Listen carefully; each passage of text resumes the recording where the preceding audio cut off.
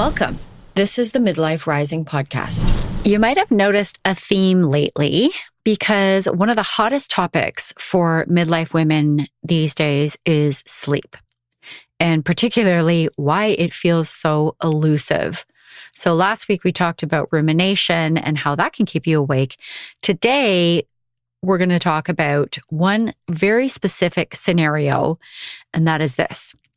You fall asleep fine, you're exhausted, and then at 3 o'clock, your eyes fly open, your brain is on. This isn't random, and it's not just menopause. There are some very specific reasons why this is happening. And that's what I'm going to talk about today. The 5 things that are keeping you from sleeping through the night in midlife. So if I just described you and your scenario, your insomnia, then stay tuned. We're going to get right into it. You're a woman over 40 who spent your life being the one who holds it all together. But now your body's changing and your soul is done pretending everything is fine. Welcome to Midlife Rising. We're your hosts, Sheri and Jen, twin sisters and modern medicine women, here to help you rewire your stress response, balance your hormones, and reclaim your feminine power. Every episode is a rebellion against the rules you never agreed to and a return to yourself. Join us where midlife isn't a crisis, it's a catalyst. Welcome back to the Midlife Rising podcast. You have got me today. It's Sheri, and I'm going to be doing a solo episode. Jen is tied up with some other stuff over the next few weeks, so I'm going to bring you a couple of short but very high impact episodes. So let's dive in.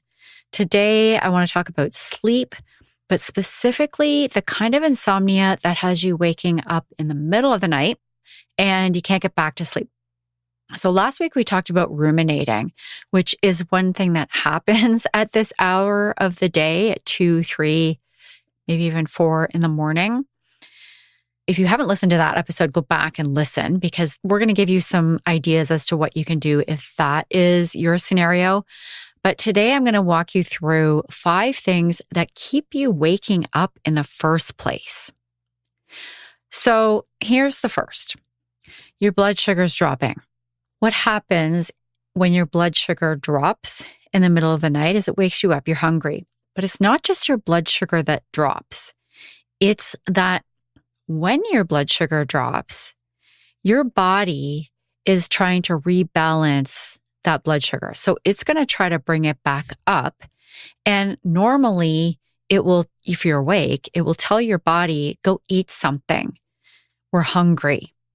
But when you're asleep, it might wake you up because you're hungry, but it will keep you awake because if you haven't eaten, your body's going to kick in with cortisol. Because what cortisol does is brings that blood sugar back up.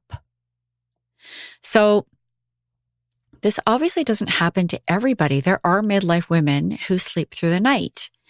And it's likely because they are not experiencing any of these 5 things.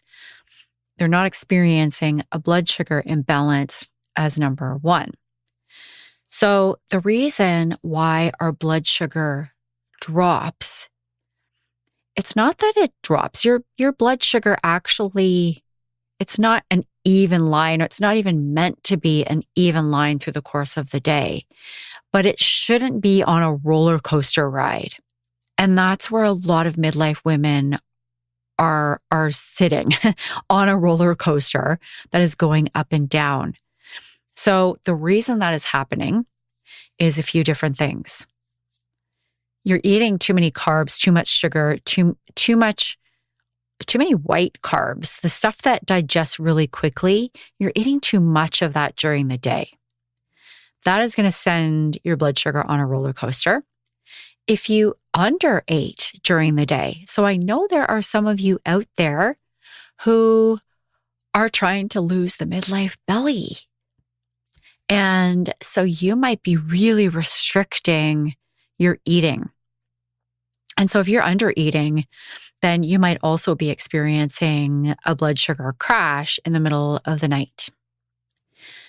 But the most common reason is that you either had wine or sugar in the evening. These are the two major culprits.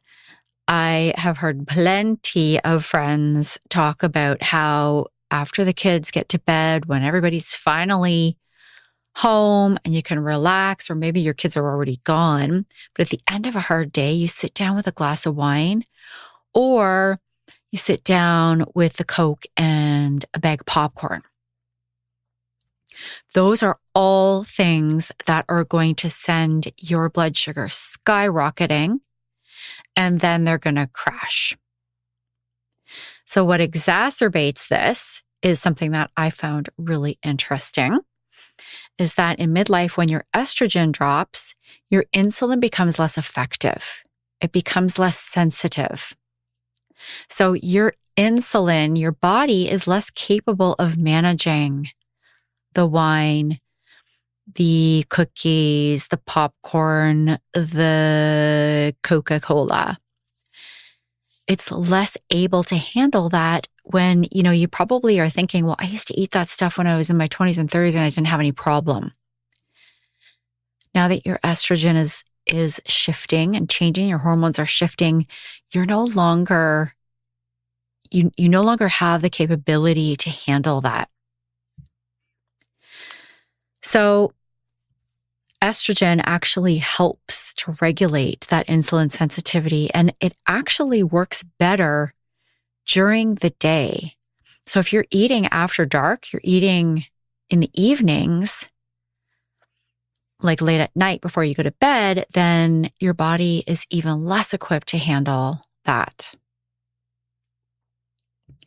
So there's something else that's important to mention here, and I'm going to mention it for each of the 5 because this is really what Jen and I focus on. We don't just talk about the physiological stuff, the body stuff. Everybody else talks about that. There's the missing piece is the subconscious beliefs that drive your behavior that then drive the physiological issues. So there's subconscious beliefs that are driving you to the glass of wine in the evening, or that are driving you to sit down with a movie and a bag of popcorn and a Coke. Or maybe that is driving you to not eat anything or eat very little during the day. So there's subconscious beliefs or maybe conscious beliefs that are driving your behavior that we also need to change, because once we change those, it becomes much easier to change the behavior versus just trying to quit cold turkey. That's why that rarely works. Quitting anything cold turkey, changing your habits requires a shift in your subconscious beliefs. Okay, so that's number 1, is a blood sugar imbalance can cause you to wake up in the middle of the night. Number 2, this is sort of related, but it's different. Your liver is involved in a nighttime detox. And this is one that I don't hear too many people talk about. So what happens is the liver does some major detox work while you're sleeping. And it often happens in the middle of the night. And if your body is a little overburdened by things like alcohol, sugar, processed food, medication, or even chronic stress hormones, the liver is highly involved in metabolizing excess hormones. So if you have excess cortisol, if you have excess anything, the liver is involved. It is involved in so many different processes in the body. So if it is overburdened, it can wake you up at night as well. So it would be involved in a night sweat, restlessness, and waking up at 2 or 3 in the morning consistently. So hormone shifts can already increase the load on your liver in midlife. And then if you're having a glass of wine every night or a couple, or if you're eating processed foods, then your liver is having to do a lot more work. So subconscious beliefs that might tie into this is using wine. And many of us do this. This doesn't come with any judgment. I want to say that because I have been there when I've had a day. I definitely feel like reaching for a glass of wine. Using wine as relief is something that's going to overburden your liver. Using food to numb or sedate. And those are things that are driven, those are behaviors that are driven by some sort of belief. And what I hear, this is actually quite often a conscious thing, is, well, I deserve this. I've had a hard day. So I deserve to have a glass of wine. I deserve to have whatever thing that I have deemed is bad. I deserve it, and we're using it as a reward. Or I need something to take the edge off. So those are some beliefs that if we shift those, then we can shift the behavior of reaching for a glass of wine as relief or as a reward or whatever it is. There might be something else that you're using. For me, it's more food. For you, it might be wine. It might be a glass of whiskey. I don't know. Okay. So that's number 2 is the liver overload and that nighttime detox that might be waking you up.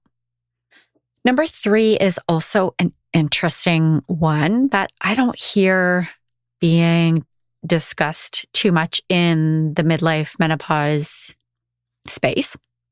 And this one is about cortisol, but what can happen, this is happening with one of our clients right now, your cortisol rhythm can be reversed. So what's supposed to happen is that your cortisol should rise in the morning and peak between 6 and 11, but it should be at its highest in the morning. It should drive you out of bed, actually, and you should feel your most energetic in the morning. And then it falls throughout the day. It should be its lowest during the night. There are some little peaks and things where as your cortisol comes up in the late afternoon as well, a little bit, but generally it should be coming down and fall at night. What happens when you are under chronic stress is that it either flattens that curve or it might even reverse it. And if you are exacerbating that by going to bed late because you're trying to work through the evening or trying to get things done through the evening, then your body actually is releasing too much cortisol if you are under chronic stress. And that curve can actually be reversed. So you end up with cortisol peaks in the middle of the night. And then during the day, you're exhausted because your cortisol has flattened. So this is also going to wake you up and you're going to feel very alert when you have cortisol running through your veins. And what can make this worse is when estrogen drops, progesterone also drops. So this is another one of your hormones. And progesterone is a very calming hormone. When that drops, cortisol can hit harder. So all of these hormones, cortisol is a hormone, progesterone, estrogen, even melatonin, insulin, these are all hormones and they are all interlinked. So if one shifts, the others are all going to shift and it might not be in the direction of balance. So when progesterone drops, if your body is not making enough of it, then you're going to lose your stress buffer. And that cortisol hits you in the middle of the night and it hits you hard. So that's also why midlife, menopause, perimenopause can actually make this worse. This is why this becomes a problem in midlife, although it can be something that happens in other times of your life. There are some lifestyle drivers here that are going to work against you. One of those is this feeling of being constantly productive, trying to do more, trying to be more productive, get more done, be more efficient, more effective. All of that actually adds a lot of stress to your body. Emotional labor, which is something that women do, we take on the project management of our households. We take on the emotional labor of caring for ill parents, for children that need, even if they're adult children that need support. So women tend to take on the emotional labor of the family and also sometimes their friends. Doom scrolling. We all know what doom scrolling is. Doom scrolling can actually raise your cortisol. I feel it. If I start scrolling, I almost have this feeling like I can't stop if I'm going on for too long, especially on Pinterest, where it's just the never-ending magazine that is tailored to me that I love. It's almost like I can't stop. And because I can't stop myself, I can feel the cortisol rising up. So doom scrolling, whatever your vice is, whatever social media platform you use, that can really raise your cortisol. And then the fact that you have no actual decompression window. If you are someone who is doing right up until the point you go to bed, you come home from work, you're making dinner, you're then cleaning up the house, you're picking up the kids, doing all the things, and then you finally drop into bed without any kind of decompression window, your body hasn't had enough time to process. Now, the beliefs that are behind this one are really around not being able to slow down. So a belief that, and most of our clients, our friends, they don't actually put it this way, but the underlying feeling is that you can't slow down. That maybe if you do, you're going to drop the ball or something's not going to get done. And then it's just, it just makes for a bigger to-do list tomorrow. So there's this belief, I can't slow down, or at least not yet. Or there's this delay of slowing down. I'll slow down after this next project. Once it slows down at work, then I'll be able to, and it never does slow down. And then there's also my worth or my value depends on my output. My worth equals my productivity. And that's a deeper belief that stems from, patriarchy. I could go on and on about this one. So in the interest of a short episode, I will leave it at that. And we talk a lot about how to break down the societal conditioning we've grown up with, but it's been around for thousands of years. We break that all down inside of our programs.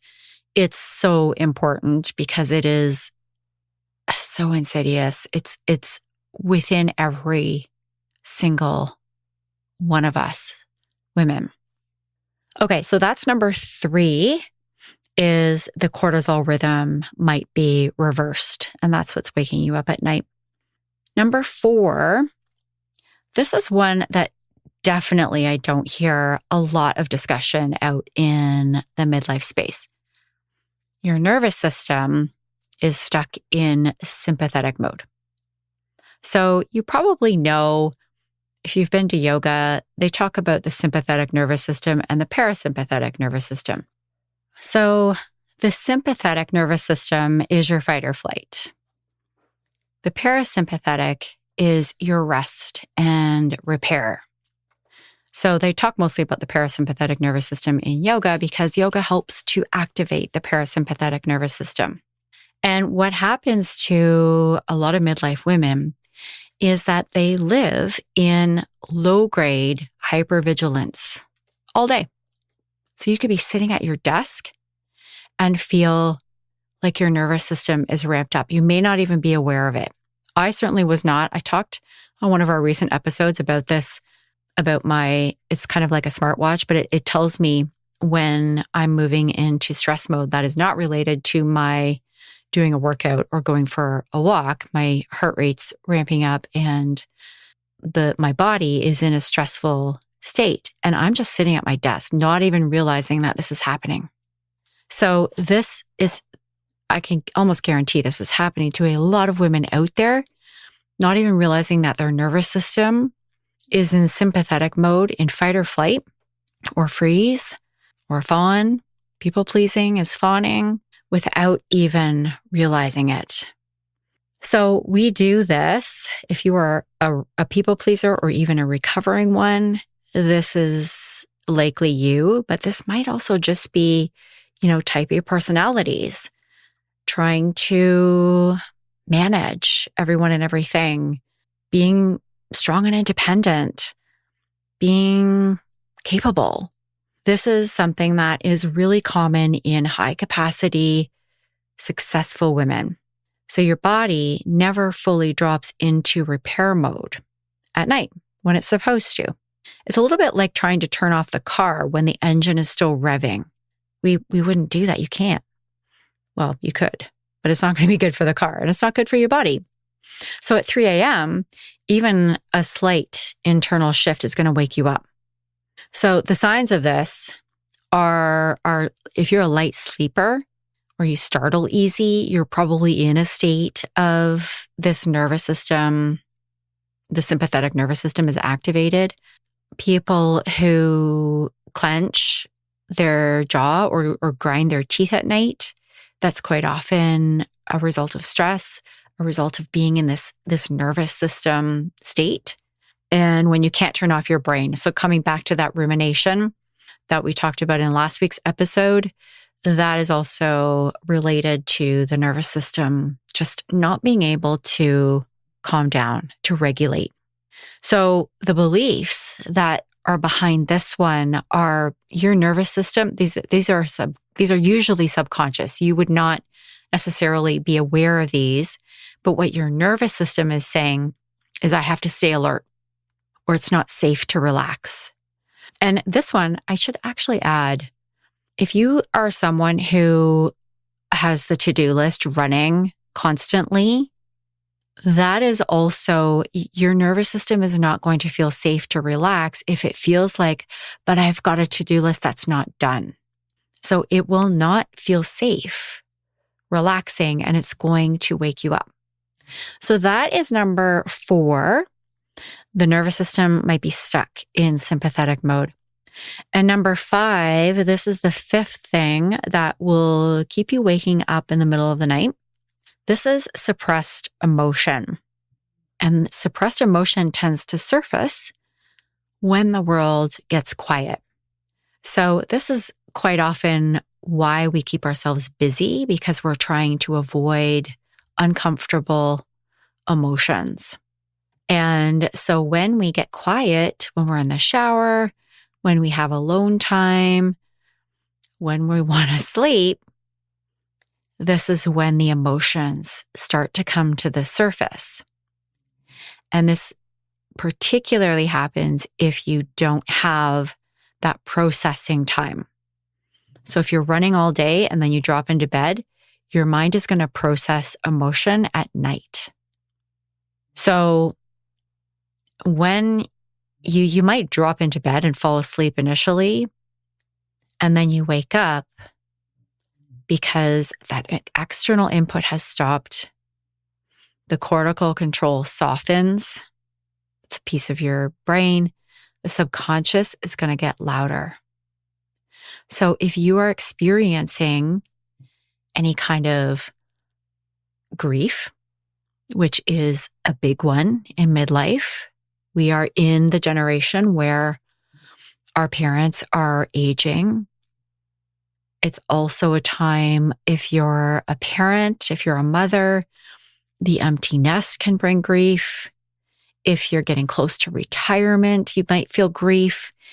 You might grieve even just your shifting identity, your youth. Unprocessed grief that you might not even know is there can come to the surface. Unspoken resentment, that tends to get loud at nighttime. Resentment, because you've taken on something that you really didn't want to. You did something you didn't want to. Fears come up at nighttime. Fears about anything really. Worries. You might not think of them as fears, but they might be worries. So financial worries, worries about work, problem solving, fears about not being able to get enough done, and also dissatisfaction. So a lot of women in midlife feel this sense of dissatisfaction. It might to you feel like a lack of purpose, or you want your life to feel more meaningful. that can come to the surface as well when distraction disappears. And that can happen in the middle of the night. So the underlying beliefs here are that if I just keep myself busy, I won't have to feel these. So those are five things that are going to keep you waking up in the middle of the night. They're going to keep you from getting a solid 8 hours of sleep. That might be so far out of the realm for you that you don't even believe it can happen. And let me tell you, it's entirely possible. People have probably told you, well, it's just menopause. You know, people don't sleep well when they hit midlife. Yes, they do. Some do, some don't. But there are a lot of women out there who do. And I want you to see them as inspiration, not as someone to resent, because it's entirely possible for you too. What I've described today are all physiological processes. There's science behind them. But I hope what you took away from that is that your physiology, your body, responds to lifestyle. It responds to your choices.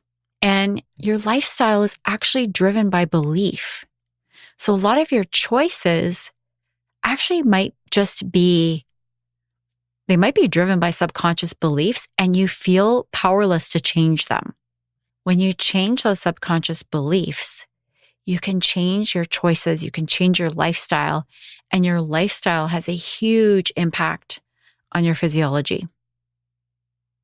That is what I want to leave you with.